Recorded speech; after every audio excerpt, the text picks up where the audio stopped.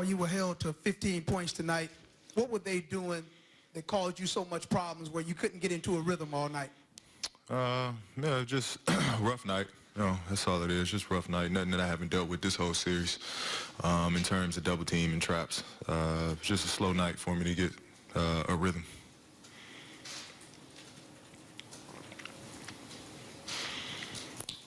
Paul, several times this year you've mentioned frustration, team being lifeless at times, just the overall lack of energy or team having fun. Just how frustrating and difficult was this season? It's very, very frustrating. But, I guess every year isn't a golden year. It's going to be some ups and downs in a career, and I've learned that not every year. It's going to be special. You got to kind of write and, guide your destiny when it comes to that. So it was good to learn, good to learn. This year I was just able to take everything in and just try to grow, try to learn from it, find out ways to remain positive, and just try to make the most of it. With free agency pending for you, do you want to stay in Indiana? And how do you proceed at this point? Does the All-NBA situation will that have an impact on what you do? I ain't even at that point yet, Bob. Next question. Paul, how frustrating is it year after year to kind of run into LeBron and have his teams end your playoff hopes? It's real frustrating. It's real frustrating to, continue on losing, to the same team or same person. It's real frustrating. It's what I work hard for in the summers, to try to help lead a team of my own. And ultimately, this is who I'm going to always have to see and face. But again, came up short. Didn't do enough. The record was a little bit worse than last year. The playoff result was a little bit worse than last year. How do you evaluate the progress of this season? Well, I thought, for the whole year, we had a new core, new team. I was with new teammates, and all year, we've been saying it, trying to find chemistry and trying to find, what works, what's not working, trying to learn, trying to build chemistry, trying to just take it one step at a time. And, it just sucked for us. Everything was happening fast, and we were never able to quite catch on until, really late in the season. But yeah, it's difficult. It's difficult dealing with, new styles, new teammates, new coach.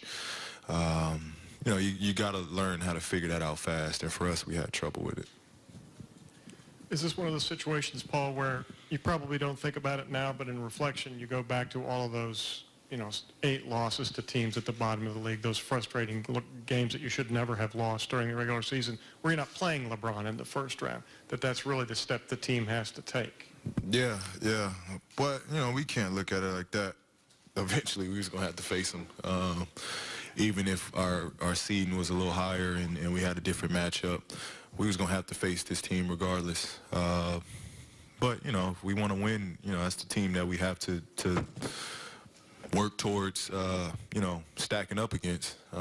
At some point, if we want to be serious, that's the team we got to look at and figure out how can we match up against them.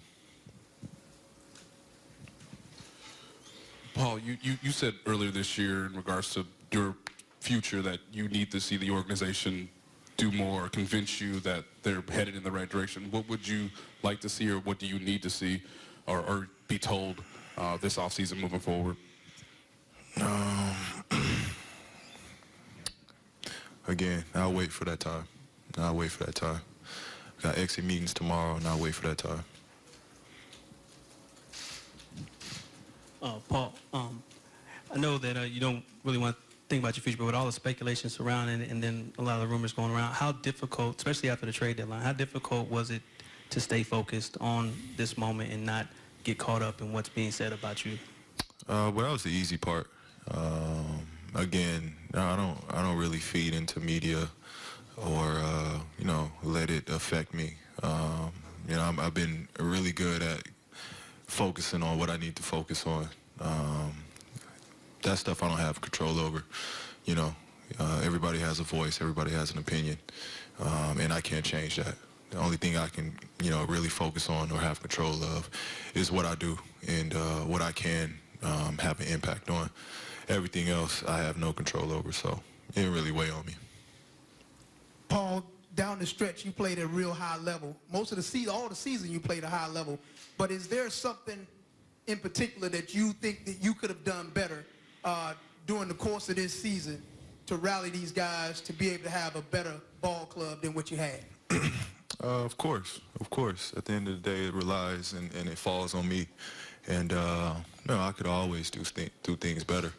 But again, it's first time really being in this position. Years past, even last year, George and Jan and, those guys took a lot of load off of me as far as, rallying the team and keeping guys together and being the voice in the locker room. And those guys win. They're winning players. They've been in winning programs. For me, I got veterans and stuff like that, but, those guys were the guys that have been in that position. So this year it was kind of hard trying to figure that out, how to keep everybody together, stay positive. But of course I could have done a lot of things better this year. Paul, in real terms, obviously when you get swept, it doesn't feel like you're close, to moving on. But if you look at the opportunities you had within that sweep, is your sense that you have a feeling the team is closer to something than maybe the world thinks, or is there still that gap that needs to be closed? Well, it's tough. It's tough. I hate to look back on the past. But, you take a year like last year with that group. We got eliminated first round, but we felt you add a couple more pieces to that group, and we had something again. But, every year is different. Every year is different. And, you got to go, as it comes. So, I don't know. We'll see. We'll see what moves the team makes and how it stacks up going forward.